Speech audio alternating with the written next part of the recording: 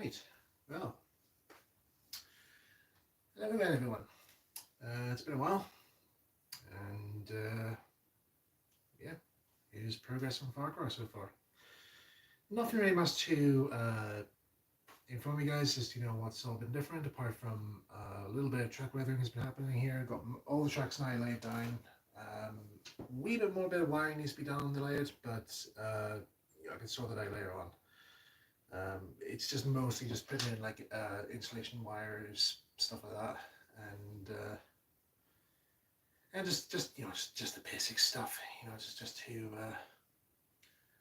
to finalize the layout. So there's that there left to do. So most of the stuff that needs to be done now is getting the station platform rebuilt. I've got a signal to put in here. Might maybe have to replace the laddering on it because it broke away at one point, so you'll see if I have any spare. A new signal box made for me by a fellow on eBay, which was very kind of him to do.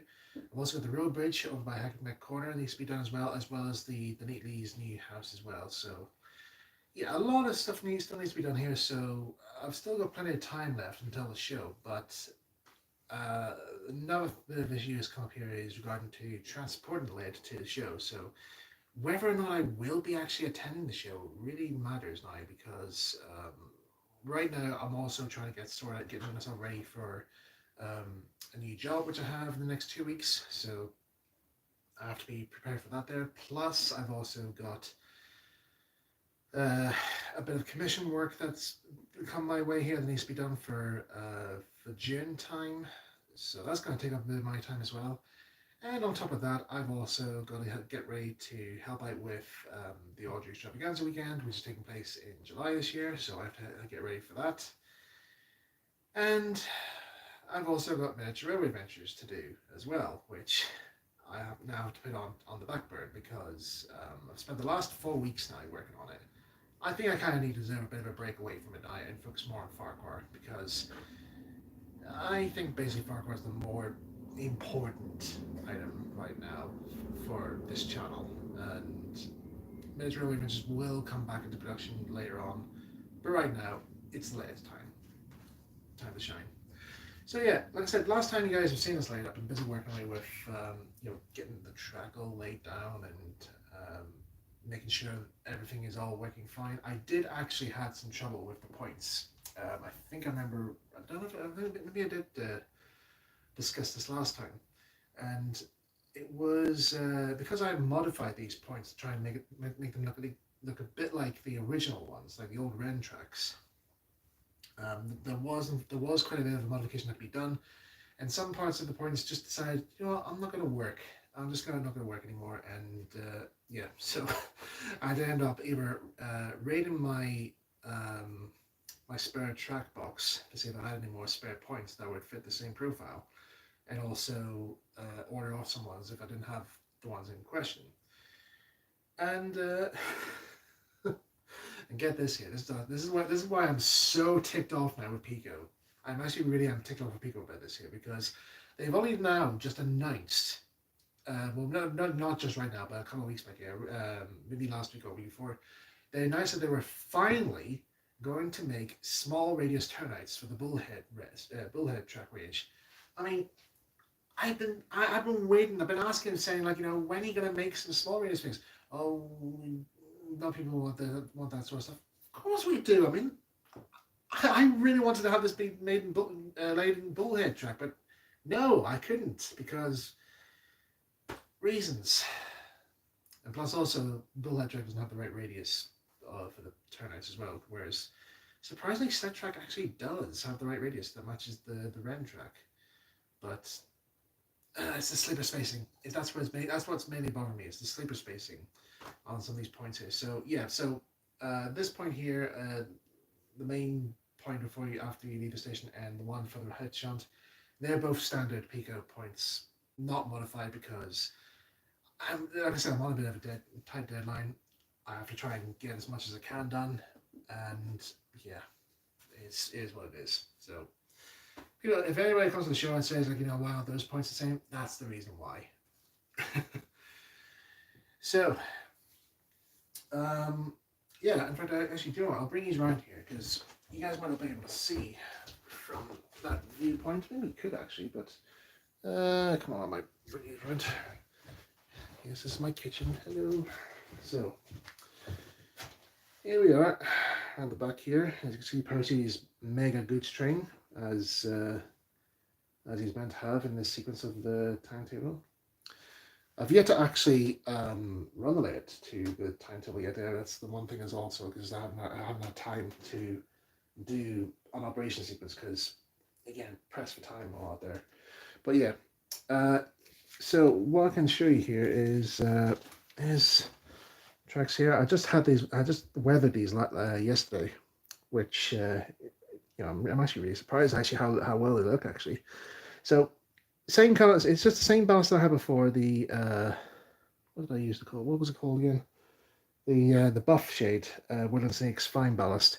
And then what I did was I went over with a light wash of Urban Slate Garden Paint, and just a light wash there, just for like around these areas here, and then just dip the brush in there and just like dry brush it on the center of the tracks here and on the edges as well here. So that gave it a really good weathered effect actually, and it does give the impression that a steam engine has actually made itself known in this area.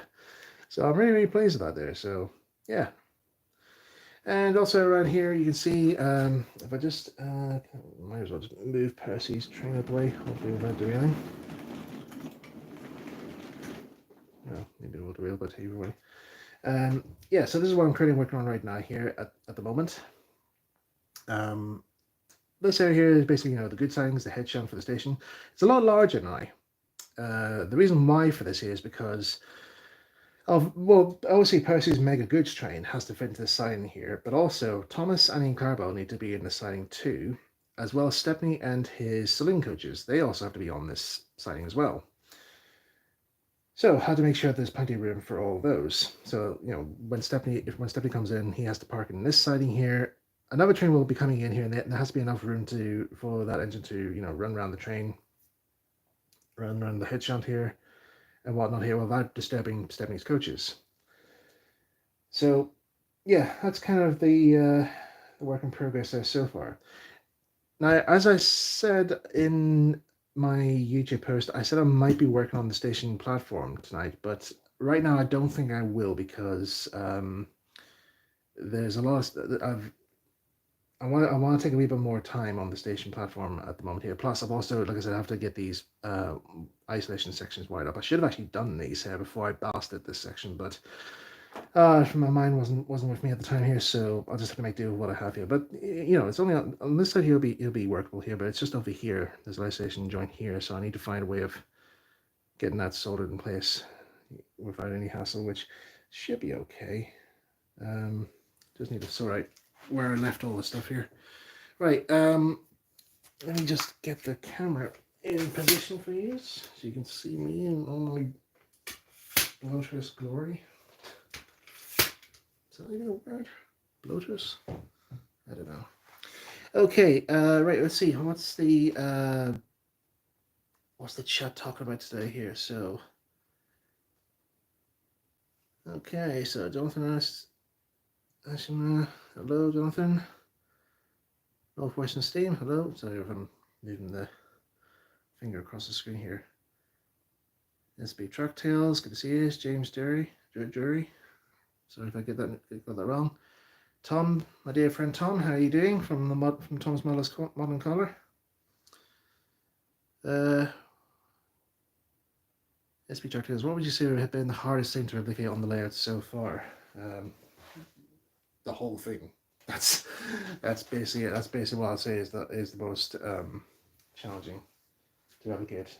I mean, I'm working to like photographs here. Like this is like one photograph that I have of the original. So I'm having to take these photographs here. Some of them not very good quality because I got them off the internet there, and I'm just having to scan each one very, very carefully with a magnifying glass and making sure, like, is this correct? Is this right? Is this wrong? And all that glory and all that there, let's see, who else have we got here in the chat?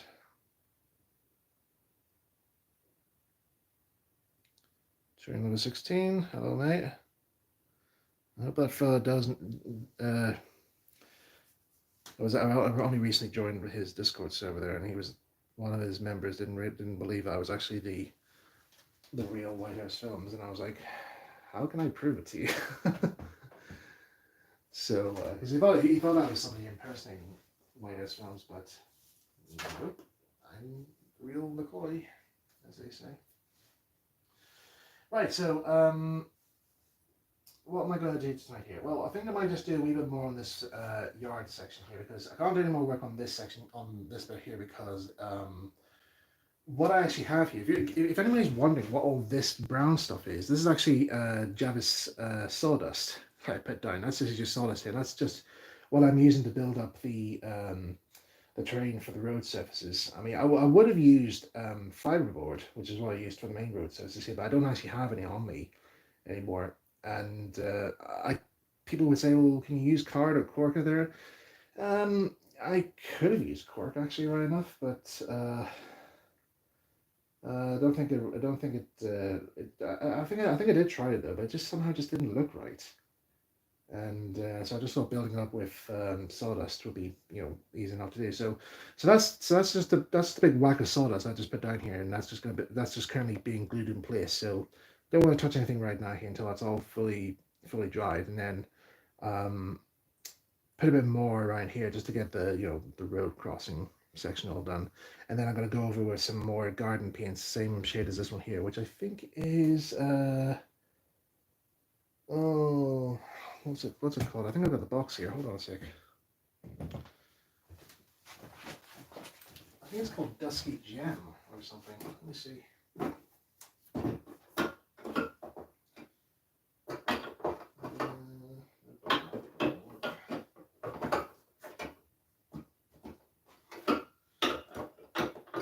Tin with me here. Oh, all right. That's the shape there. That's the paint there I used for weathering the track, in case anybody's wondering. So, but yeah, that's the one for the river. I've got another one of these here. One's here. This is actually for the river. This is the color shade Forget Me Not, which is a nice nice blue shade, and I'm going to redo the river in this here because not many people actually kind of pick that out actually, so I'm just going to do that to make it a bit more noticeable for people to see. Let's see. Just seeing what else I need to do before I move on to doing this yard stuff.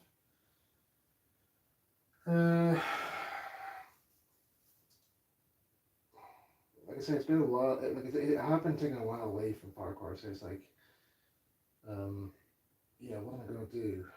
How much does need to be done, or what resources do I actually have at hand right now that I can use?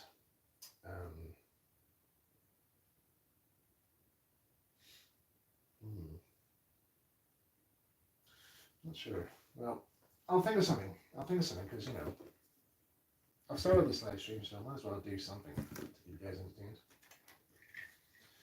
Right, I'll take any colour off for now. Pressing these good strokes.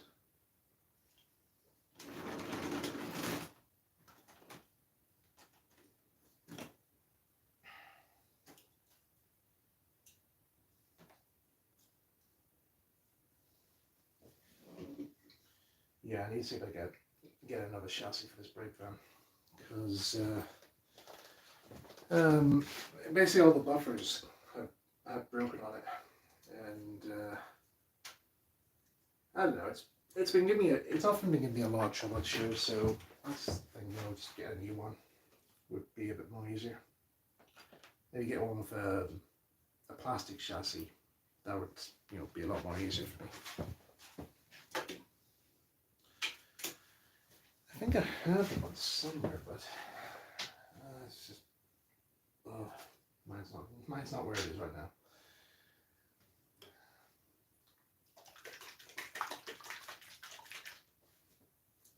Right. So I'm just gonna add a bit more to this section here, because considering this is meant to be the coal section, it needs to be a wee bit more coal dusty. You know what I mean? Just move this glue aside.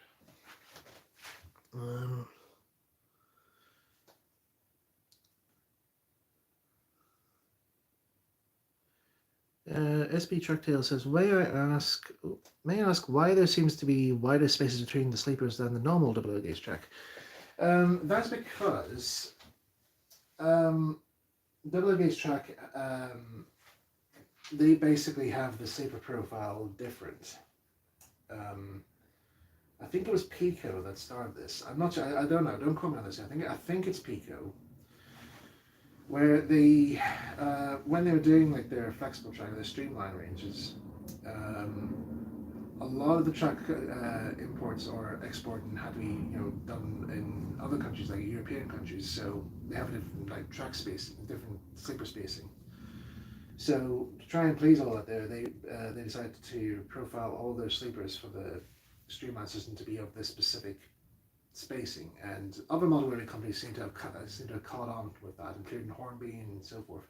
I think the one that did actually had at the time had the correct track spacing, which I'm really surprised actually that they had was Triang.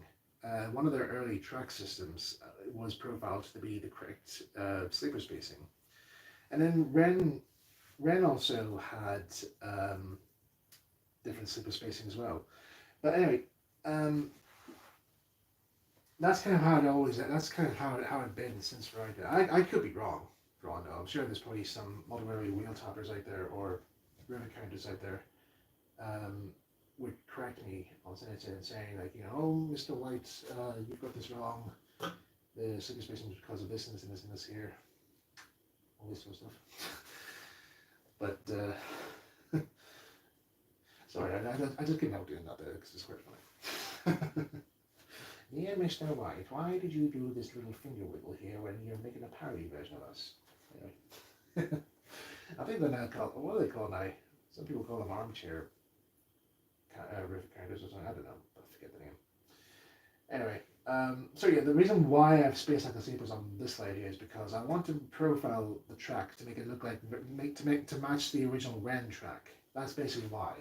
I do own some Ren track. Don't I have any actually on here? I thought I did have one sample of Ren track. See, this has now become a wee bit of a colossal of different types of tracks, bits and pieces. I've yet to actually, there's still broken bits of point in this here, but no. I think actually I do have a bit of Ren track. Hold on, I know where it is a bit. It is on the window. Yes. On my windowsill. That was a word. So yeah, here's a bit of original Ren track. So this is the same type of track that Renovation would have used on the original Ffarquhar Mark I layout. And you can see here the sleeper spacing is completely different. And if I hold up a bit of, let's see, get a decent size here. Okay, so this is an old piece of Pico streamlining flexible track here, and then here's the Ren track. See what I mean? Now, what I also had to take in mind as well here when I was reprofiling the sleepers to match the Ren track, I actually to do the track spacing, I did this before in another live stream here. Do I still have the jig? Because it's probably got lost amongst all this crap that I've left on here. Oh, here it is. Okay, so I made this little jig here on my 3D printer, and basically what I did was I just spaced it to match the distance of the sleepers, but the gaps here, oh, come on, the gaps here are to match the same profile as the Pico sleepers. Okay. Now, sleepers on the Ren track are spaced to every 7 millimeters, so I had to do that there. Put this in between the tracks here. I had to cut all these sleepers, all these sleepers here Had to cut all these sleepers out individually, all these individually from this mesh, and then space them out like so, you know. And that was for that was for all the way around, all around all these tracks here, even the points as well. Sometimes I had to, you know, I had to create like a sort of little jig or of some sort, so that when I'm pinning the sleepers here, they're all correctly this correct spacing out there. That was all out there, and then having to curve the tracks out there. So some of the track on this here is Pico set track, but it's all reprofiled. All the sleepers are all reprofiled, so that the curves are already set. So all I have to do is just thread on the individually cut sleepers, and then just space them out, and then pin the track down, and then glue it all in place, and then ballast on top. That was actually the most time consuming. I actually must admit that was the most time consuming, and I'm actually really pleased at how well it looks. Actually, I really am impressed with that. So, yeah, really pleased. Again, with the exception of the standard set track points for areas where my modified points had failed. Nothing I can really do. It is what it is. But yeah, that's the reason why the tracks are spaced out like that. So yeah, that's kind of more again like my dedication to replicating this layout. Again, I know I'm answering all these questions here. I'm not doing anything right now on the layout, but I will do something real quick. Train number 16. Andrew was the one who didn't believe it was. Not me. I knew it was doing Michael. I know that you knew it was me because text each other. What's good, Michael? Have you watched Tobias and the Merchant out of curiosity? Yes, I have actually watched that. I've seen a few fan projects. Yeah, the Tobias one, it's interesting with its story plot. I don't want to give any feedback on it because I don't want to disappoint people with their own creations out there. So I want to support everybody as best as I possibly can, and encourage them to make more content. So but I must admit actually the cinematography is quite nice. It is quite nice, and the story pacing. The story is interesting actually because I'm always interested as to what way people take certain characters from an existing brand and how to evolve them in a certain way or make them their own. I mean, it's like with me when I worked on Thomas. Even though I was following exactly how the characters are going to be portrayed, you kind of want to make them your own in some regards. So when I was writing Royal Engine, I was kind of making my own version of Thomas, how I saw Thomas, rather than how everybody else sees Thomas. And truth be told, I would have had plans to evolve the character, but at that time, all just go happen there. So I thought, well, had a good run. But yeah, if I had more time, I would have given Thomas more attention there. But Roll Engine was kind of like my starting point for him. But it is what it is. Don't put that on the wiki, please. I know somebody will, but don't share that there. Right. This is to add realism. Suppose so. It's kind of just matching the original. Horsewood Trains. Did you know it's the Flying Scotsman's birthday today? No, I did not.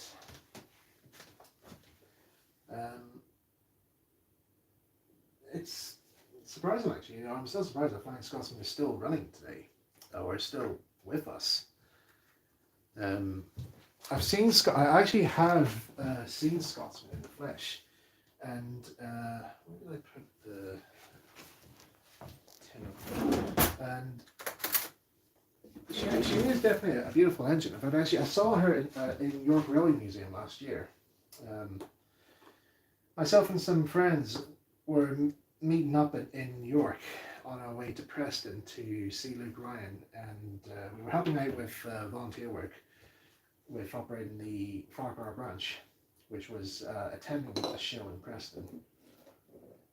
And on our way over to Preston, we we stopped over at York and had a little day trip at the Railway Museum, and yeah, it was really nice. Really enjoyed it.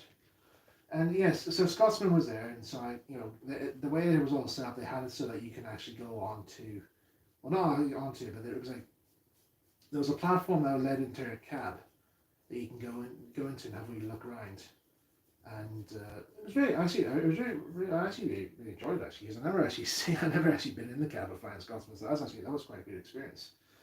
And yeah, you also get to see the tender as well, the corridor tender that was used, and it was I think it was labeled out showing you like how it was corridored and where all the crew how the crew got in and out of the loco whilst the train was running. So that was also quite interesting. Um, yeah, it was quite a fun experience.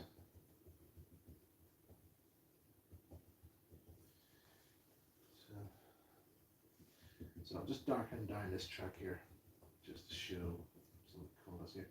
I might maybe add a bit more dirt around here where the local lay-by is, because there's a lot, sometimes be like a bit of ash and stuff will be dropped from the engine here. And then I might add a bit more right here where Daisy would have parked.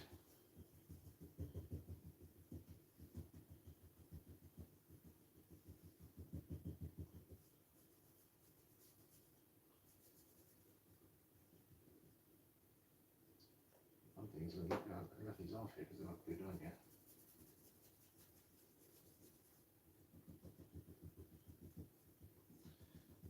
Just dry brush it here just so that it transitions into this other colour.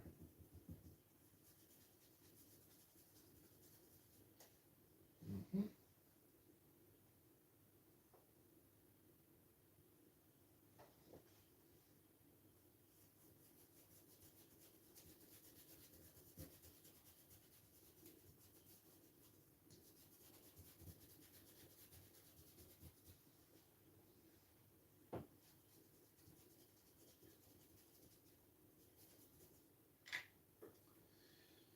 So yeah, I think the last time I did a live stream was just before Christmas. I think, was it? Hope me if I'm wrong.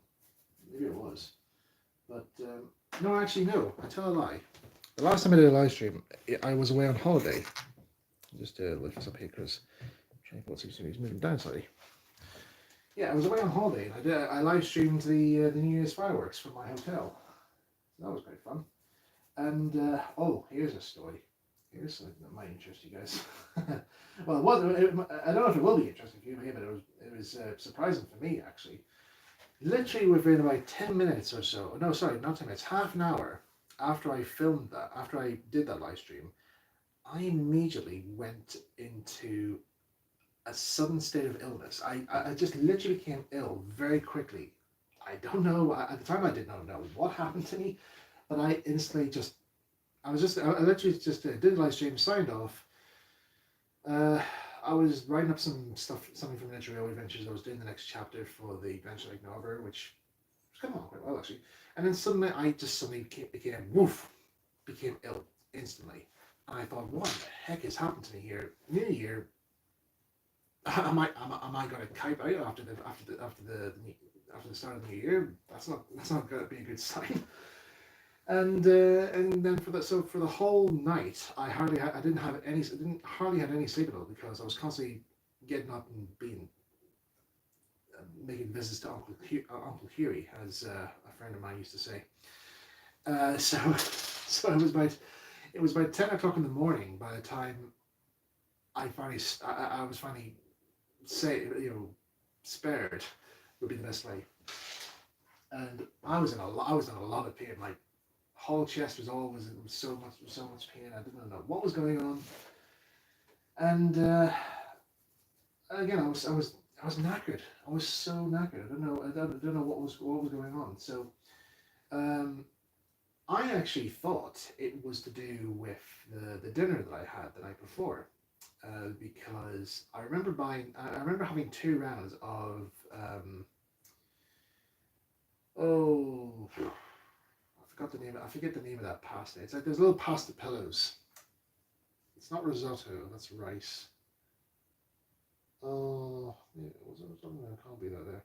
Anyway, one of those. It was like one of those like wee pasta pillow type meals, and it was in like a garlic sauce and that there, and the taste still stay with me because I'm very partial to garlic related stuff, and anyway, so this taste was still lingering. It was still in my mouth at the time, and so every time when I was being ill, I kept thinking of the taste of garlic, and that kept sending me off. And so I was like, oh god, no more garlic. So anyway, we found out. So at the time, I thought again, I thought it was. I thought I had encountered food poisoning, or it was just down to eating too much rich food. It wasn't to do with that at all. It was actually to do with sunstroke. I just had a delayed case of sunstroke, which because the weather there where I was on holiday was very sunny. It was really really sunny, really warm as well, and that particular day I actually did forget. I was in the sun for quite a long time, and didn't drink that much. So that would have been that would have must have been the cause. So there you go, sunstroke. So so I pretty much spent the whole day in bed, and just didn't come out of the hotel room there. So yeah, that was fun. That was a fun way to enjoy your New Year's Day in bed, ill with sunstroke. But yeah, I'm okay. This thing, I was all right in the end here. The next day, I was back out in the sunshine in the pool, happy as Larry, all good. Back, just one day's rest in bed, and that's me done, cured. um, what else happened during then?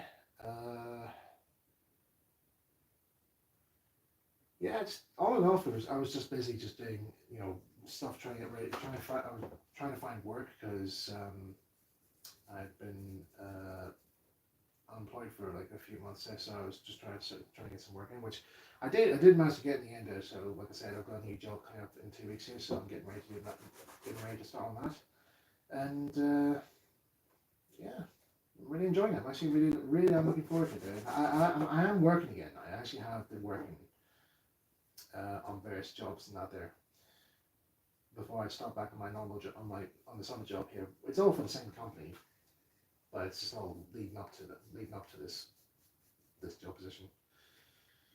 But what else? Oh yeah, I heard a rumor. Somebody said that there's a rumor going around that that I'm coming back to Thomas. No, that's not true. Somebody people are saying like, saying can we get Michael to come back to write something for the Thomas 80th anniversary. Mattel haven't contacted me or to do anything, so I'm not doing anything. I haven't heard. I have not been contacted by Mattel, so I'm retired from Thomas. So I want to settle that rumor straight.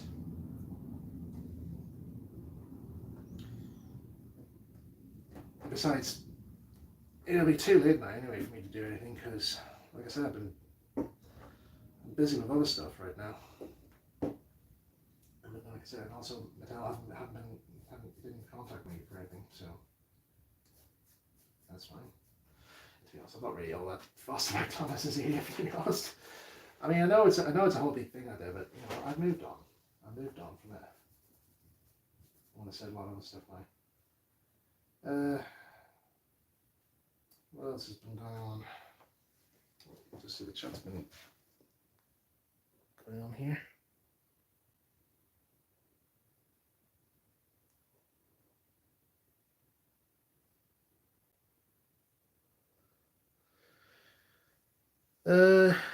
Oh, hang on. Hey, considering you worked on Thomas, I was wondering, did you have any original props from the show? Yes, I do actually own some props. People will be wondering, can we see these props?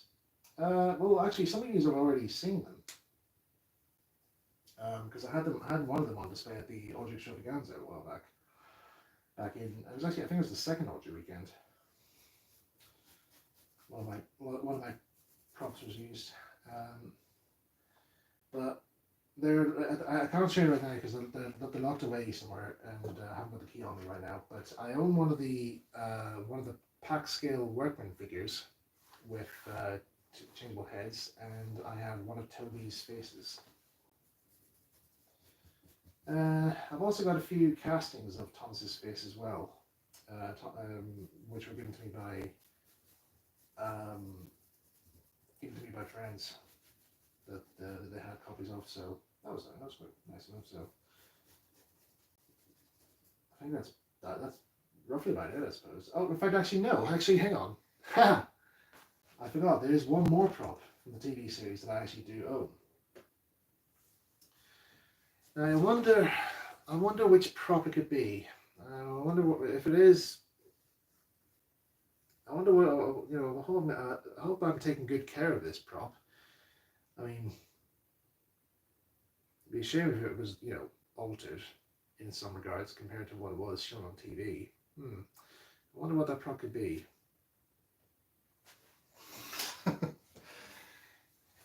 In case nobody has clocked on here, yes, this layout was shown on Thomas. It was shown on Thomas in Great Little Railway Show. How it got into there, it was very simple, basically, because when I wrote Great Little Railway Show, I had to ask when was the series set, like time period wise. Because if I wanted to get, because I knew right now, because I knew I wanted to show Renovation layout models. But I wanted to know which layout was shown because it could either be Ffarquhar Mark 1 or Mark 2. I had to have some form of a model railway layout. And when I found out it was in like the early 60s, so Ffarquhar Mark 1 was the layout at the time. So here it is. So that's what we used. I did send them pictures of that from different angles that to use, and also a big wide shot as well. But they ended up taking a picture that I posted on an online forum instead. So that's fair. Kudos to them. Right. Let's see. Is any more? Let's see. There's more chance happening. On Disorder Films, have you ever owned a Hornby Oliver? No. I did own two 14XXs from Hornby, but not a Hornby Oliver. It was too expensive at the time for me. Right, I need to do that bed track as well because there was one I missed out. Sorry, I know I'm not doing much here right now in this live stream here, but again, like I said, I'm trying to think of what else he's done here at the time. It's too much.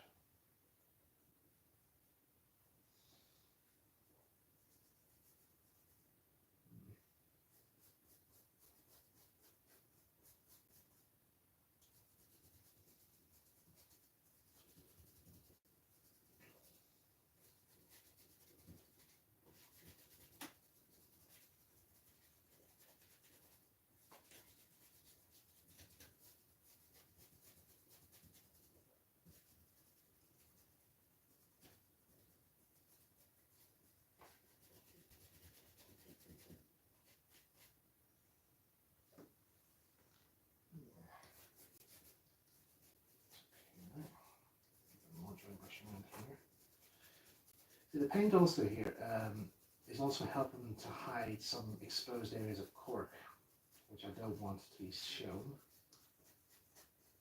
It also helps show me easily if there's any areas of ballast that I missed out.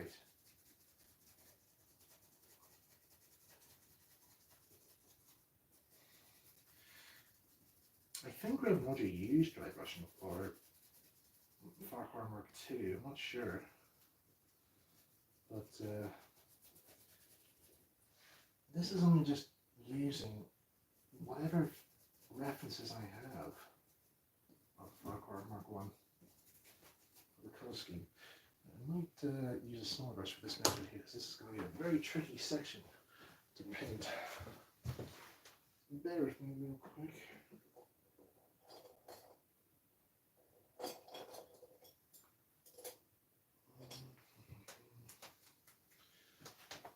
Right.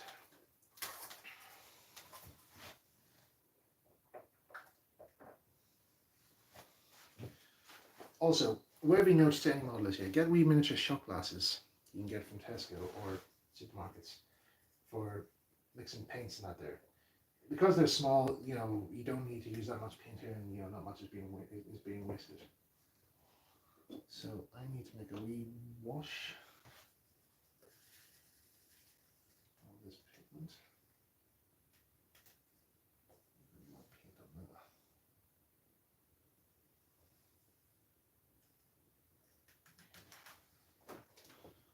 Just paint right here.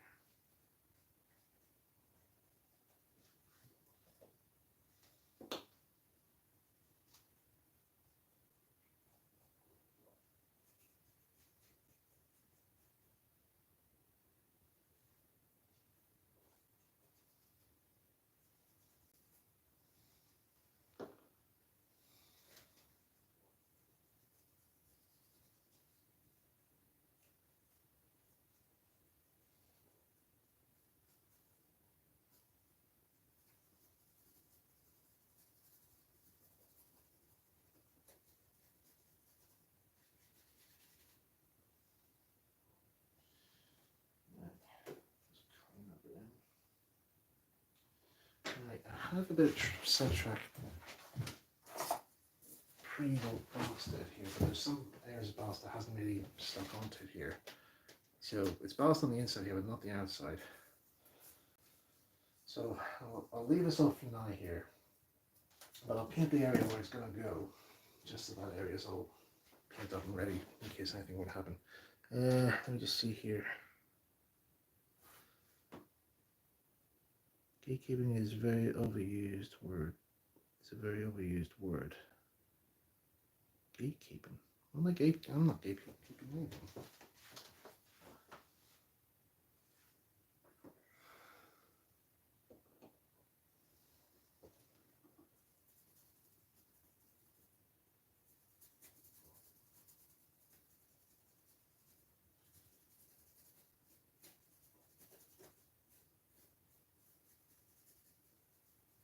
Yeah, but did I say anything that's gatekeeping? I already think I have.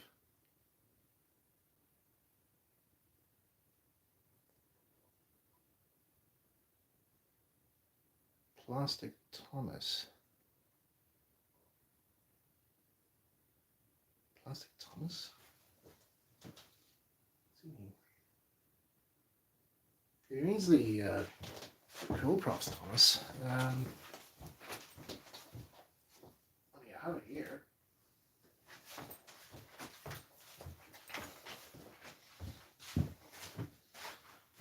Is this what I mean? Like cool props Thomas? I mean, does that count?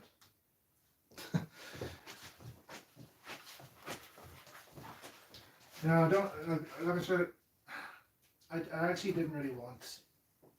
I didn't really want any major props from the show because, well, to be honest, all the props I really wanted from the show have already been taken by fans. So, you know, there was nothing left for me to get because everybody else has got them. So. Obviously, I said I didn't want it. I actually I said to them, all I want is just a figure and a character face. That's all I want. So,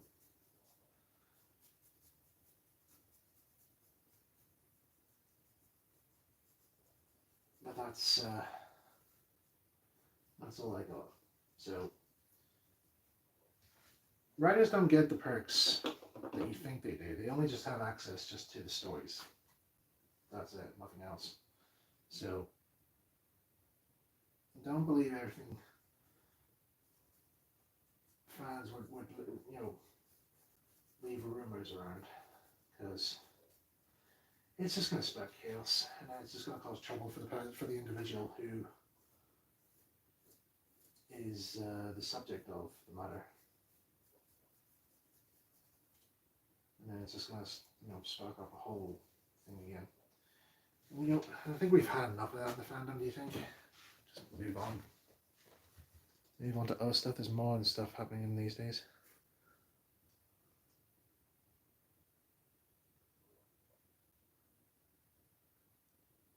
He was talking about Tom's from Southern Renovation Dunganos. No, it wasn't.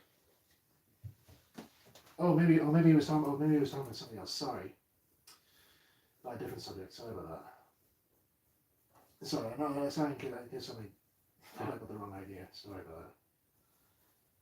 See, I'm so out of the loop these days with the fandoms because I've now steered away from Thomas now. I'm focusing more on my own stuff. My own Trilogy series, so I'm kind of isolated now from the whole thing, and I only communicate to like Thomas fans only if I'm friends with them or I'm in a call with some friends out there, and just that sort of stuff. So yeah, so I am kind of out of the loop on the fandom stuff now, but let's see. Just want to check a viewpoint if that looks okay.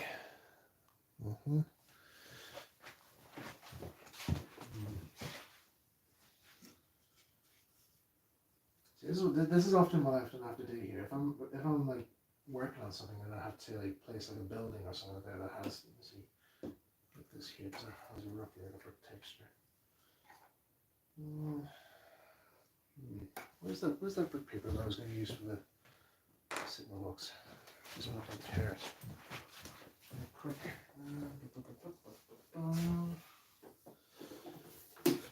Brick paper, here we are. So, this is the type of brick paper I'm going to be using to wrap around the signal box, because upon further expenditure of some photographs of Ffarquhar in colour, whatever colour ones are all left, colour ones are available, the signal box actually has like a very light brick texture, so that should be a decent enough colour. I just want to make sure that looks, yeah, that looks alright. Okay, so I'll give that I'll work on that later tomorrow at some point, or I can actually. Right, do you guys mind if I just make a cup of tea real quick, because my mouth is getting really dry from talking, and I just want to have a quick brew. Which mug should I use? Let's use this one, because why not? So you might hear a loud boiling noise, or else my kettle gets started off here because it's right behind the camera, so just ignore it.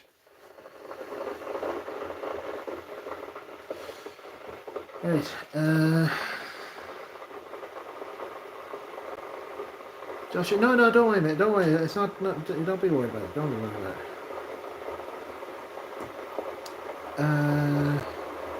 Josh, you also asked about, if you don't mind me asking, about if the CGI series were to return somehow, would you like to come back, or are you happy enough with your Ffarquhar layout? I don't know really. I mean, it'd be interesting. It might be interesting to come back, but it's all depending on what the approach is, that sort of stuff. And also, you can just get the pepper tea here. So it's one of those instant boiling kettle type things I have. I'm trying it out here, but it's a bit like it's like that one that's seen in the new Wallace and Gromit film, which I'll talk about that in a minute because there's a lot of stuff there I really enjoyed. Yeah, so let's see the series. Yeah, again, I'm not sure. There would have to, it'd all be down to Mattel really if they want me back, and there has to be like a reason for me to be brought back anyway, because I was brought in to on the recommendation by Andrew Brenner, just to see how I would do, and you know, as you all know how that one went. I did a very bad job. But yeah, I don't know. I'll see. If the talent wants me back working on Thomas, so be it. But if not, I've other work to get on with. I mean, uh, I'm working nowadays as I'm going to be working now as a scene preparator, which is basically the guy who assembles a scene for an animation project. And I'm also coming back. I've also been coming back to work as a voice actor for children's television. So that actually has been quite fun. I must admit here, which true fact actually is that the voice director who was coaching me was very surprised on my vocal range as to play different voices and knew various references. So that was good fun. I really enjoyed that there, and I look forward to doing another session with them because it was really good fun to get back into the scene again. What else? There was something else I actually saw. Somebody asked a question. It was something about mobile oil. Let me just get that there. Can you show us the tanker you are using for mobile oil? Doesn't matter if it's complete or not. Right. It's not really much, to be honest. It's just a repainted Triumph tanker. I've yet to get the mobile oil logo made for it there on the decal, but that's all it is. It's just a repainted Triumph tanker wagon. Again, nothing special. But if you're referring to another tanker wagon, it could be the Esso tanker wagon. So this was used on Ffarquhar Mark 1. So again, I will be sure. I will be when I've got the layout fully renovated. I'm going to be filming a brand new Operation Timetable sequence following the original one. So you guys will be able to see, what rolling stock is being used and where it's all going to be going. But for now, just be patient there until I can get all the scenery done first and the layout working again. Let's see, scrolling through here. Oh well, is that actually used in here? Oh, that you think of the Cookhouse Thomas? No, that's just a replica they made. Alex the Lakeshire. Hello there, enjoy seeing you later and the progress you make. It inspires me to one day take the plunge and start modelling. Well, I wish you all the very best in that there.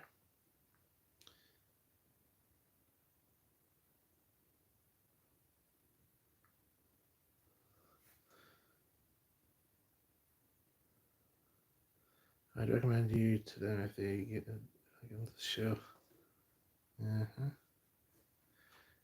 Britain really wanted for Thomas, so we're going to balance a bit. Well, I wouldn't say that because I did have a nice conversation with Sharon at the season 24 wrap-up party. Like Sharon, it must be said actually. Sharon Miller is a really nice lady. I mean, really kind. She actually was like she was actually like a third grandmother to me. That's how well I see her. So when I told her who I was, she just gave me she says, "Oh my God!" She gave me a big massive tight hug, and I was like, "Oh wow, okay." And she says, "We absolutely loved your stories here, and when we were doing the recordings from there, really did enjoy hearing. You're a fantastic writer." And I says, "Well," I said, "Sharon, I'm not really so sure if every time I write a new story, I always get a wee bit concerned as to am I doing okay? Because when let me see, when season When season 22 was aired, I was lower. I had literally was already starting to write Great Little Railway Show and Thomas and the Royal Engine. So 2 years in advance, like. And so I was panicking. I actually was panicking, like what the feedback was going to be, because I was already, like I said, I was already 2 seasons into Thomas at the time when season 22 was released. So um, there was still a bit of time. There was still like 2 years time before people found out who I was. And so I says to her, like how often I used to get scared by feedback from fans, and because back then, I mean, no offense to any diehard fans like that, right? And if you do take offense to this, yeah, I really must apologise in advance, but some guys were lashing into the team, into some of the content out there, and so I was actually kind of nervous, like am I going to fall into the victim of that as well, which kind of resulted in me earlier on actually wanting to turn down this job offer when Andrew offered to me, because I was nervous on the feedback. So, but yeah, like when I told Sharon about this, like she just hugged me again, and she says always make sure that she says always take pride in all your work that you've done here, because like you've made this far.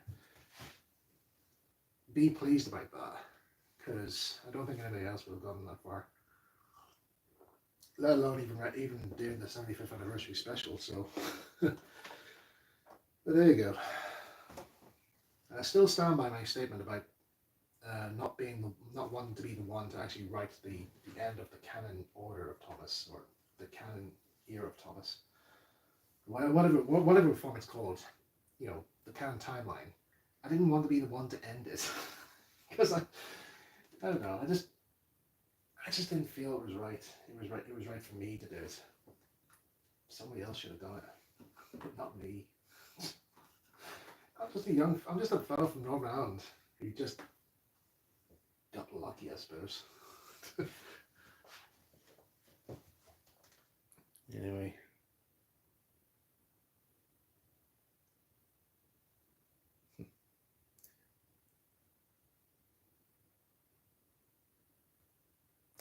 No, she's not. She's not. She like, regarding to people saying about Misty Island and all that.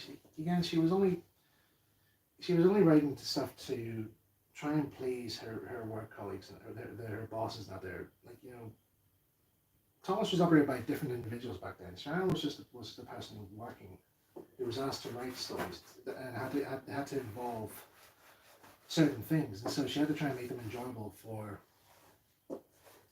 the generation and the right age group that would connect with these sort of not tropes. Like phrases or sayings out there and rhymes out there. I know people didn't like the rhyming, but a lot of kids shows back then had that. So it was just trying to follow the trend and make kids enjoy the story. That's my only defense on that, really. Yeah. Anyway, I think we should probably move on from Thomas here, because I don't think there's anything else I actually have to discuss, because I've already told everybody, all I know about working for the show. Plus, it's been I haven't worked for the show now for 4 years now. 4 years I haven't worked for the show, and I think that it's worth saying I am now fully retired from Thomas, and I'm happy now doing miniature railway adventures. Dare I say, really happy to do miniature railway adventures, because these last 4 weeks working out there has been absolutely fantastic. Really have. I really do wish I could share with you what's been done so far. All I will say is, when you guys hear the new theme song, I know I kept saying it before. Oh my god, I heard a new the composer for the series did a new version of the theme song, and he's only just finished the extended version. I can't play it. I can't play it with you guys right now because I don't have it on me. But I swear it sounds so good. I know I'm milking it. I know I'm milking it out here, but all I will say is, if you want to get an idea as to what the theme song from the theme tune from Renovation sounds like, think of Disney the Disney afternoon shows, their theme songs, with a bit of mid '90s CITV TV series. Think of any shows from the mid '90s of CITV with a bit of the Disney afternoon cartoon themes as well. That's the trope. That's not the trope. That's the vibe that I got from listening to this new rendition. But it's so good. It's so good. I can't even finish the end of a day without playing uh, without playing the theme song on and off, a couple of times. Because it sounds so good. The composer's done a really, really good job on it there. So, um, what else? Yeah, there's also been a bit more animation work has been done on the series. Scene 11 of the script is being worked on right now. About nearly 2 minutes worth of animation has been done. A character's rig had to be redesigned again because of proportions looked terrible, and the whole outcome compared to the other character rigs there was a huge contrast between the two. So there was a change out there. Let's see if I can find something here I can use as a coaster because I don't want tea spilling on the way out. There we go. Let me just see. Do I have any? I might do that scenery work actually because that's a bit overdue. Yeah, let's do some scenery work. So I want to add some more. Add a wee bit of foliage around here.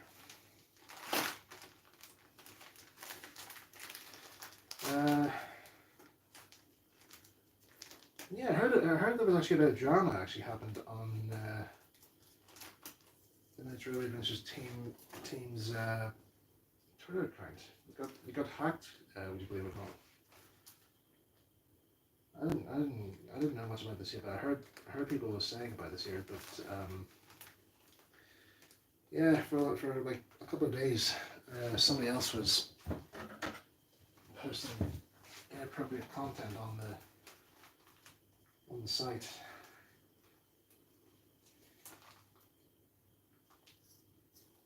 It's all sorted out now anyway, so they're all good. But it's just that you just have to be careful these days on the internet because you don't know what actually might happen. People just encounter stuff they don't want to happen. Alright, so what I'm doing right now is I'm getting some woodland snakes foliage. You see? Little polyflower foliage. And I'll bring these right here. But, yeah, bring them right here. Come right here. Right, a bit of a tight squeeze, but let's see how I get on. Well, you won't be able to see it there from there. Right, I got a better idea. Really, I should have a better camera set up for this, but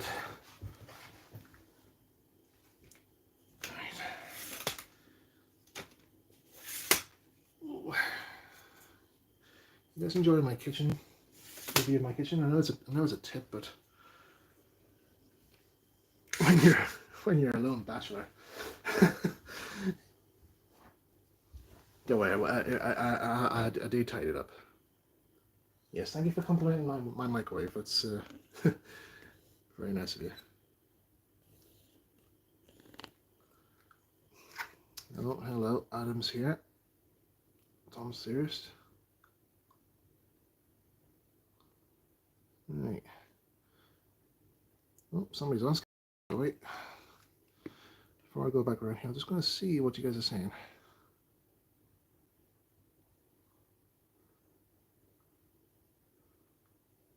Alex Lake Shane, I haven't seen any of your original stories yet, Metro Evidences wise. So where would it be best to start? Is there a favorite episode of yours? And which... Right. Everybody's just complimenting all my kitchen utensils and all out there.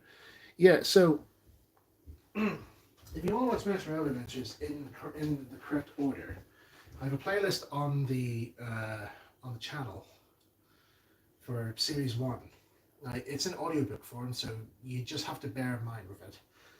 But It's each story, depending on the story in general, stories are usually about roughly an hour and a half long. Again, depending on the plot of the story, the theme, and out there. I'm just putting some glue on here in case anybody's wondering what this is, just to make the thing stick. And yeah, start from there, and then once you finish season 1, be patient for season 2, because season 2 is being worked on, as it is going to be made into animation form. But it is going to be the canon sequel.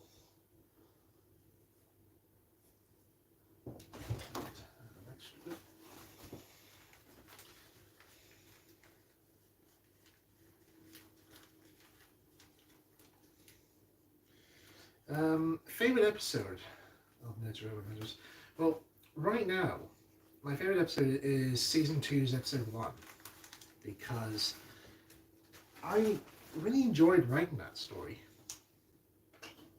and it was a good way to develop the characters a bit more. It gives you, it was more or less a bit of a new introduction to everybody, to let you know who they are and who they're going to represent in the series, or what their personas all are and all that shebang. So it's yeah, so it's a good way to reintroduce the characters to everybody. But for season 1 wise, I think it would have to be Rivals. Rivals, I think, might be my favorite from season 1, because it was just a fun story to write, actually. Because at the time when I was writing it, I was trying to get back into the groove of doing miniature railway content, because with the issues with the real miniature railway that the series is based on being closed down and that there. So I was having a bit of trouble trying to get back into the mindset of it. Least favourite, it would have to be, let's see.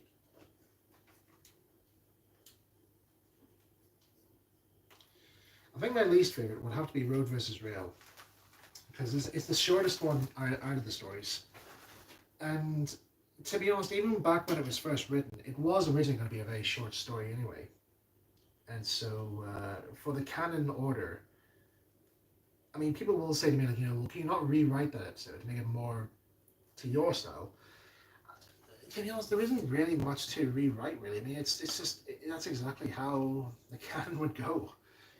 I mean, not everything has to have a long story to tell its tale. So in this case, it's a very short one. But yeah, I disliked it because I didn't really feel much about the story. When I made it there at the time, it was part of a college project, so there was a lot of like pressure in getting it finished, making it sound right. Yeah, there was nothing really else I could say over that. It was just a short story. I prefer other stories where I spend a bit more time on them and develop them a bit more and get into the vibe of the scene in question and the subject it matters. Because one thing people must take into account here is that Miniature Railway Adventures it has very little to do with the trains. Very little to do with the trains. It's more down to the people who work the railway and who they are and who they represent.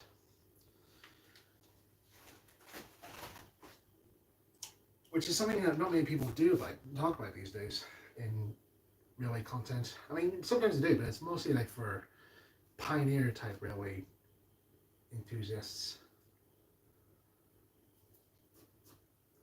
I mean, you have stories about people wanting to preserve a railway or stop from being closed down or whatnot there. But those characters are like older people, like older generations type. So you don't really have, there's not really much of a subject other than, there's not really much of a story series that focuses on that there other than the Railway Children, where children characters or young generation characters are featured to be uh, the main focus of the story, and to have the train centered around them. So that's kind of where I wanted to go with Metro Railway. Okay, I think I want to do some more up to the hedge, or up to the fence. I don't think this is actually this. What I'm doing here was used on Ffarquhar, but I've seen on the likes of Mid Sodor, Renovation had this sort of stuff worked into it. So I'm just going to use a bit of that method into this.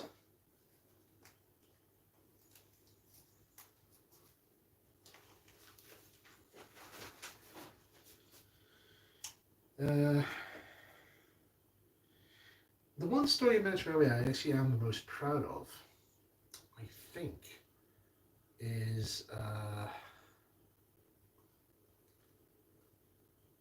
right. The one that everybody often talks about when I mention Mediterranean Adventures to them, and they have listened to the stories. Not there. The one story that they often talk about is Love Hurts. And again, that story was originally, if I was to tell you what the original plot of the original version was, my God, you would not believe what we came up with. But it wasn't to do with anything all X-rated or anything like that. No, it was all like some very silly stuff. But it did feature the characters of Mark Carson, Jane Lauder, but it was to do with this new version focused on a bit more of like a soap opera type thing, and I think it was where my passion for watching like soaps like Coronation Street and EastEnders came into play. So I often did watch a few of them in preparation whilst I was writing the story, just to get a rough idea as to what vibes I would need to bring in. So there's like character betrayals,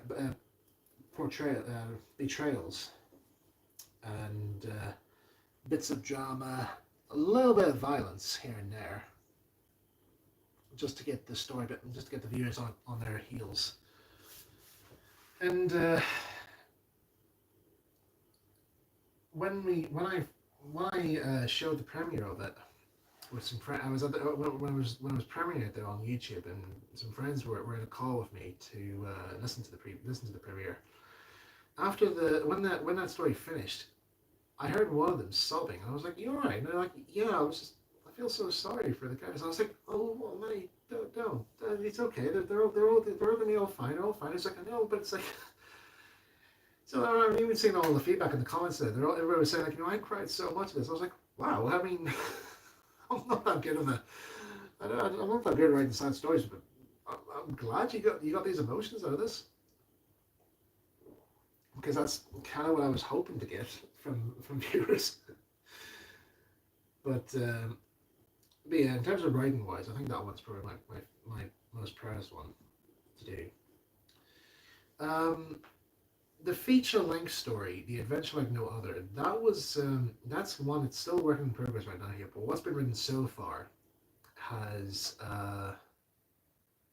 made people questioning, what direction am I going with this story? And I have to confess right now here is that I am going into territories that you wouldn't really expect of me. It's not like it's not safe for work type content, because I don't go in for that sort of stuff. I never do. But it's like it's a type of genre where you just bring the characters in and learn a bit more about them. Even myself, I'm learning more about the characters during this story than I would have done. And then I have to try and remind myself, okay, but I have to make sure this is all has to be canon to future stories. So anything I write has to be mentioned later on, or maybe like, I don't know. It all depends.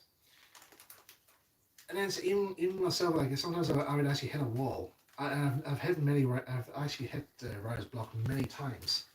The first time I actually hit writer's block for the very first ever time was in 2020, and it was no, not 2020, November 2019. I know it specifically because That was for I was commissioned to do a script for a stage show, and it was so tricky to write. Well, I mean, it wasn't. Well, it wasn't tricky. I mean, the story with a bit of help from the crew, the team I was on, we got a good plot already. But I was specifically asked to write the first draft because my writing style had been mentioned to the team, and they wanted to see what I would come up with. And so I wrote the first draft, using all whatever notes that was given to me. And there was this one scene. I can't give the plot away because I don't know whether or not that this production is going to go back into is going to go back into production or not. I don't know. But there was a bit where I hit a brick, hit a wall, and I was like, oh right, is it? I think it was for the subject in question. It was for a very serious, emotional scene, and I was very cautious as to like, oh my god, is this? I only know one way of getting out of this brick wall, but it's probably going to be a bit too much. Will this be all right or not? Will the audience understand where I'm coming from? And so I gave it I gave it a day or so to think it over. Thought it out very, very carefully before I wrote it all down and paused it off. And then even then I was still thinking to myself, no, this is still, I don't know, I don't know if this sounds right. But it's the only, like I said, it's the only way I can get myself out of this around this brick wall obstacle. And so I sent it to our head writer, and I said, look, I've done this. I've written this here. I've come to here. I've written myself into this section, this wall. But this is the only way I can get out of it. Is this too much? And they got back to me saying, holy crap, this is actually amazing. This is exactly what we're looking for. And I thought, wow, okay. I'm glad I was able to help out. Right, let's have a look at this. Let's see how it looks. Oh, yeah, that looks. Yeah, it's coming along okay. That middle one there needs flattening out a bit more because I can still see the edge here. Just tease that out. Just make sure this blends in okay.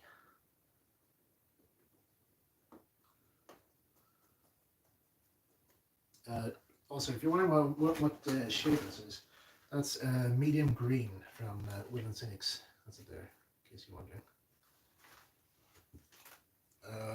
Product number is F52.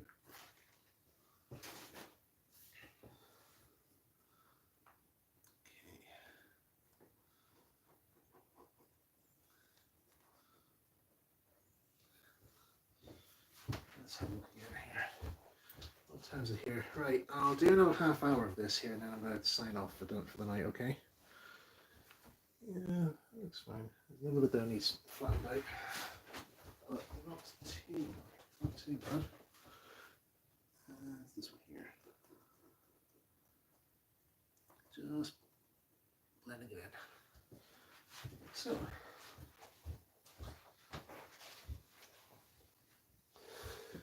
Yeah, that's all good.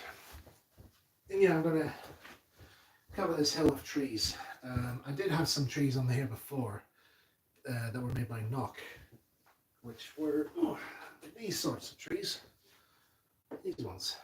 So that's what was originally here before, but I want to change these to different ones here because I think these look a bit too toilet brushy looking, and so I'm gonna put this aside. I've got some Woodland Cynics tree kits that I'm going to use instead, and that's just going to fill that space in.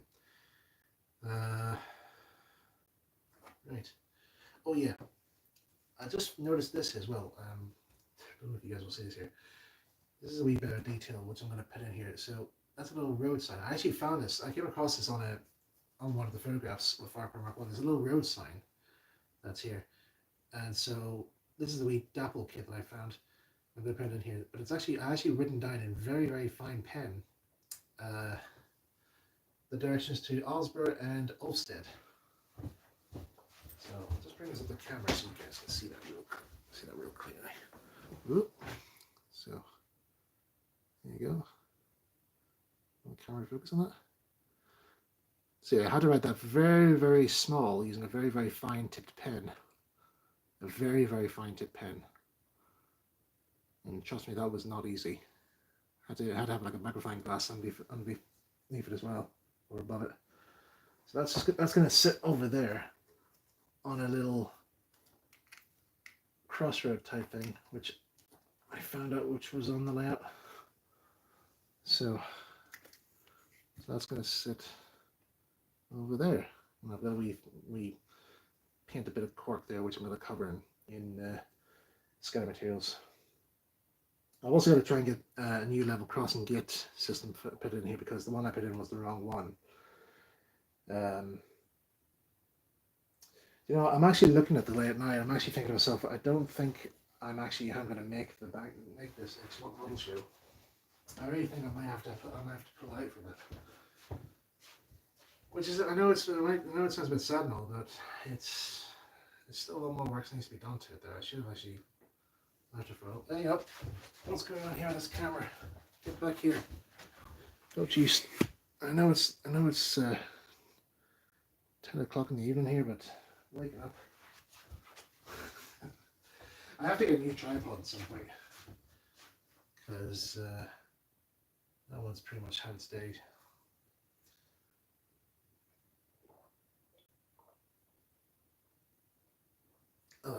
Right. Anything else needs to be done around here? Might do that on the hill actually. Let's do that. So I'll take these around here and back the layout. Right, adjust the camera lights again. Oh joy. Actually, while I'm here, I saw that the chat was going wild there, so I'm just going to read your messages real quick. So that's the hill I'm going to focus on next. Right, chat, where are you?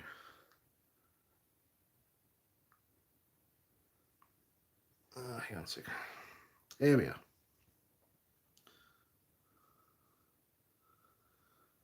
Okay. Try to get Bird out of the Twitter account by threatening to expose his criminal history, but Gregor Gates ignored the thread and blocked me. Sorry to hear that. They are real troublemakers. My favourite episodes include Search the Lost Engine, Granger's Chime, The Sickleman, and the new Shanta Saga, and Fimbulcul the Gala. Road vs. Rail was nice, though I have a good number of Redcliffe Railway Tales stories I dislike mostly from season 1. That's fine. Love Hurts is a pretty heavy episode. What was the OG plot? Oh, for Love Hurts. Oh, it was before we properly developed Metro Adventures to the canon style that it is. We had the characters being have different attitudes, and like the character for Rory Clements, he would be like sort of like a crazy what's his name? If you guys remember the Adventures of Sonic the Hedgehog, do you remember there was like a crazy scientist called Professor Von Slimmer? The character Corpse was going to be similar to him, but later on I thought to myself like, no, I'm not really. It's too much of a trouble task to try and write some comedic stuff for him to say. So I decided to change it so that he'd be like, a serious type of mechanic of sorts or work attendant.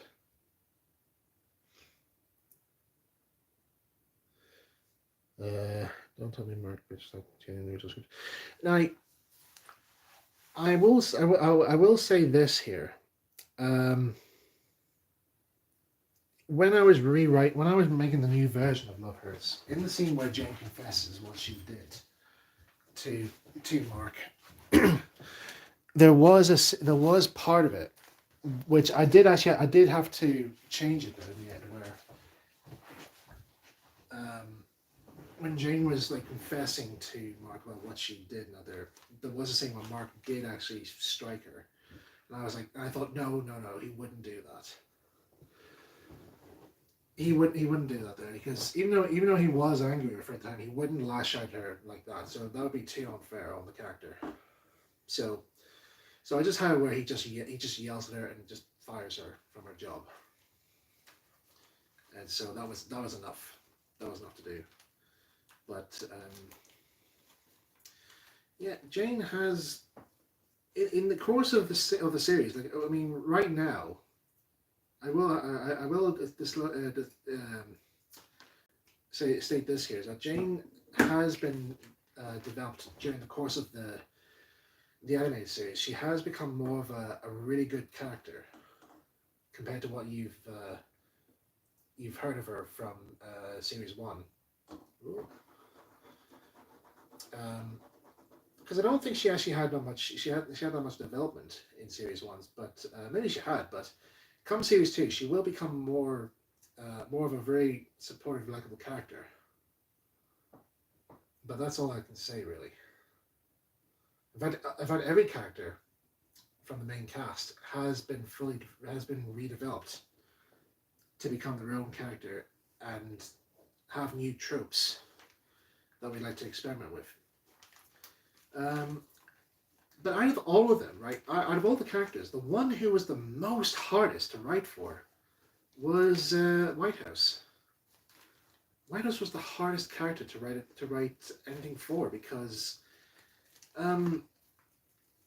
even from the very start, he was a very hard character to write about. I mean, he was the railway shunter. What could you say about him? He didn't have any issue. He didn't have that many issues. Didn't have many problems to look into. He was just probably in Thomas Layman terms, he was like the Edward character. It's just, somebody who would be there for everybody to talk to, and listen to any of their problems, and give his own opinion on various stuff. So that's kind of like, during the course of developing Midge Railway, that's who Whitehouse kind of was acting as. But for a character, I just don't know. I just didn't seem like he had much going on for. So during the course of writing the series, with my writers, I did say to them, look, do what you can to develop Whitehouse's character a wee bit more, because at the time I was struggling to try and find something good for him to be involved with. Heck, in the original planning order of the series, I was going to write him out of the series entirely, because I just had nothing for him to do.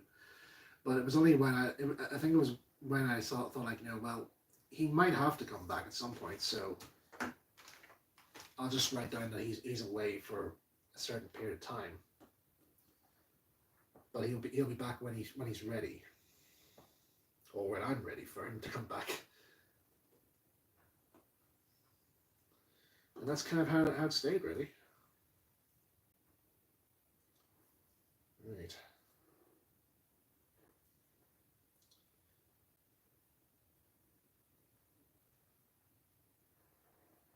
I actually sent a member of the crew a sample of the animated series, just to let them know, like, because they were curious as to what the character they played, how they animated, what their animation looks like. I sent them a preview, and they were really amazed by the character movements. They said that there was some very nice subtle bits of animation that was worked in, and they had to rewatch it a few times in order to spot them. I didn't know I animated those subtle movements in it. It was only whatever. I think it was just by chance that the animation software decided to incorporate that in, or work it in somehow. And gave me a good turn in the end. But at the moment right now, where I'm, as well as doing scene 11 for the series, like trying to finish it off here, I'm also doing I'm redoing the opening titles in a way, because I lost the original file for it during a computer tidy up don't worry, all the animated shots are out there have all been backed up. So it was just the like the assembly, the assemble of the shots that got lost. But it was easy enough for me to recreate, so to re-edit. So nothing was forgotten or hard to redo. A little bit here. But yeah, again, stuff is coming along quite well.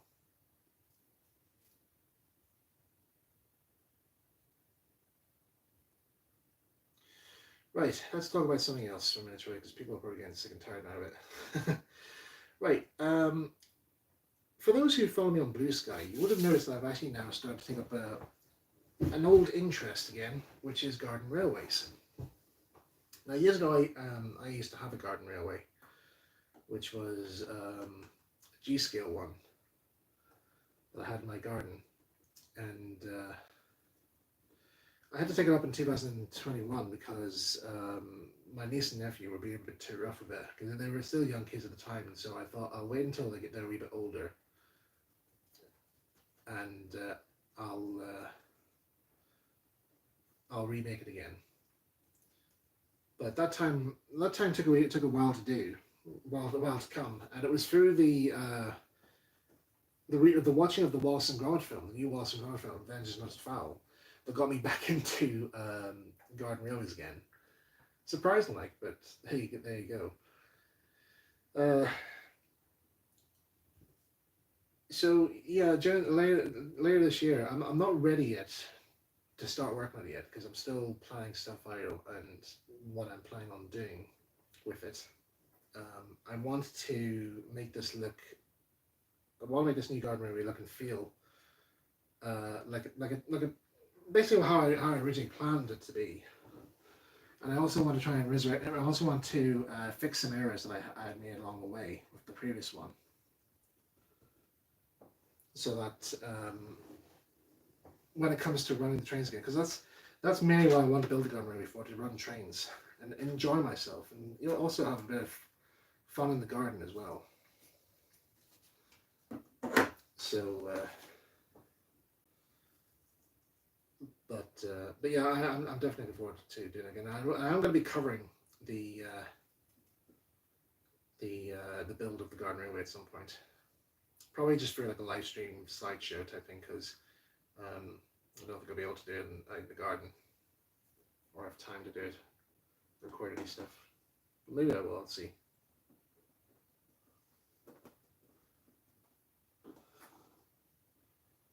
Right.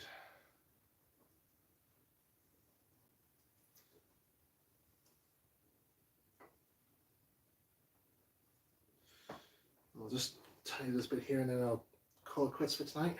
Look over the last comments there on the chat, and then sign off for the night. Because tomorrow I've got a busy day ahead of me. I think just one more right here, and that'll be it this time. Yeah, I was saying earlier, I want to talk about the Wallace and Gromit film. For those who've seen Vengeance Must Foul, if you haven't, please do. I really do strongly recommend it. It's so good, and it's a perfect sequel to Wallace and Gromit's The Wrong Trousers. A really good sequel. The story plot was really good. The comedy in it was very good. I'll say a lot about the animation here. The animation is as always absolutely amazing, because it's Aardman. It's always going to be good. But the comedy in the story, I never thought I would laugh so hard at just very even small throwaway jokes. Like the one joke that had me laughing the most so hard was there's a scene where everybody's like questioning Wallace where all their stuff's gone. Like they're accusing Wallace of being a thief out there, and they're saying like, where's this here gone? And then one character says, and where's me glasses? not realizing his glasses are on his head, and it's just the way the line was delivered. It just had me howling with laughter. Just had the just he just they just delivered it like just saying, "Where's my glasses?" Just the way they said it like that. I was like, "Oh my god, that's just too funny." It's far too funny. But there, that's that. But the music score for the film was also very good. The end credits music was fantastic. I really enjoyed the end credits music the most because it had a good compilation of all the music that you hear throughout the film, all come together in this one big compilation. And even the Nobot song was quite cheerful to listen to. I quite enjoyed it there. Um, I was at a call with some friends once in a while, and every once in a while we would have just randomly say a Nobot quote where some of us would just randomly say "neat and tidy" or "I'm a happy nifty Nobot" or something like that. But we used to quote that quite a lot actually. Um, but yeah, and some of the modeling work in the film is just amazing. The main climax set in the film where it's this big massive aqueduct. My God, that is a brilliant setup. It really is. If you ever watch if you ever see the behind the scenes of that film, look at that. Look at how they made that set. It is amazing. It is so good, so good. But yeah, I can't say anything else more about that there. All right, guys. That's that hillside down here. So I'll leave that there to dry off here. Then I'll be able to coat that with trees later on once I get them all sorted here. Um, Maybe next time around here, I might have more done on the station side here. So hopefully, I will have the station platform made up and ready to share. To show you what I've been doing. But yeah, it's coming along quite well. Oh yeah, that feels like it's very nice. Yeah, I like that. That is definitely great.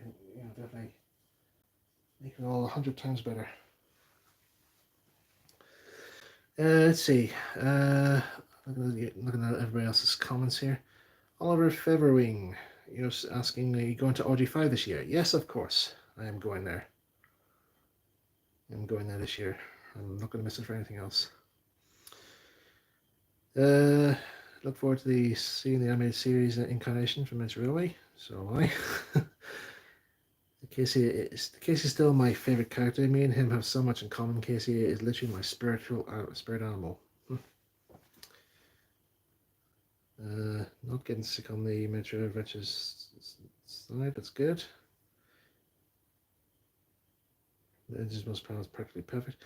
Oh, hang on. Are there any models Audrey made that you were particularly impressed with? Loco, Laird, Wagon, anything?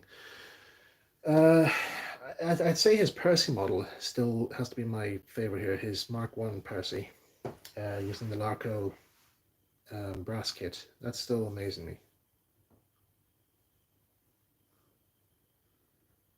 That one cameo though, man, that was a peak movie. The Overture is so good. Yeah.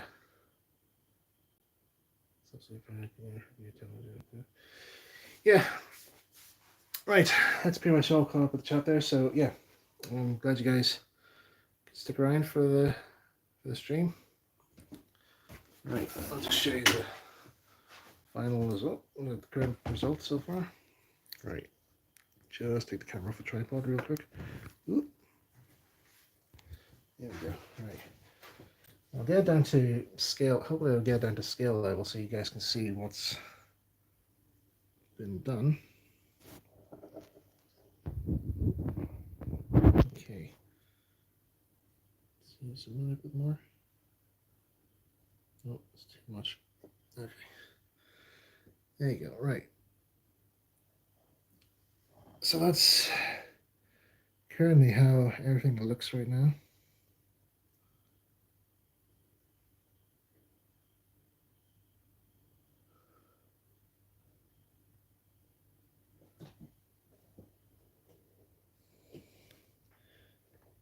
Yeah. Hopefully it'll be all presentable. And oh yeah, I might also feature this wee guy because he's going through a wee bit of palaver. Well, not palaver, but had a wee bit of trouble a while back. And he's working again. I have to run him very, very carefully now, but hopefully he'll be running well. There we go. It's my model, my steering path model Thomas. Yeah, nice good profile shot of him there. And also from this angle here too, if I can. Oh, perhaps there. Yeah, that's better. Yeah. You just see the cool props Thomas in the distance. Looking over it. But yeah. Really impressed with that. Okay. Let's see. Let's swap the camera around. Oh yeah, if I rotate the camera back around there, there you go, you get a better picture there. I'm able to hold it better.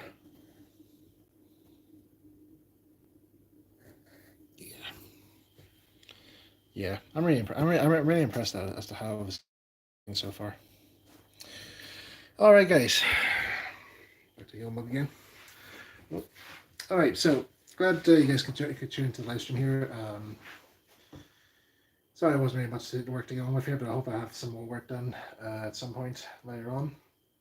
I'll try and get some more done tomorrow, but yeah, I've got other duties and all to sort out here. Again, like getting ready for my job and all that there. But yeah, just thought I'd spend the time, do a bit more on Ffarquhar and just try and add a bit of boost to morale of all the negativity that's been happening most of the week there in media and all that shebang, which I don't really go into. So anyway, right guys, look after yourselves. I'll let you know when things are happening next, and yeah, all that shebang. Okay guys, take care, and I'll see you guys very soon. Bye bye.